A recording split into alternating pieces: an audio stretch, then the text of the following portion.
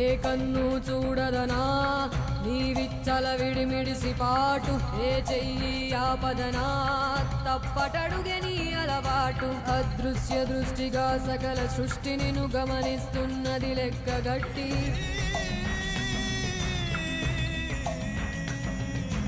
ఎంత బతుకు నీదెంత బతుకువో గుప్పెడు మెతుకుల కడుపు కొరకు ఎన్నాటలు వేటలు అవసరమా మనుజా మనుజా. ఏ మారిక నిన్ను కబళిస్తుంది మాయదారి పంజా.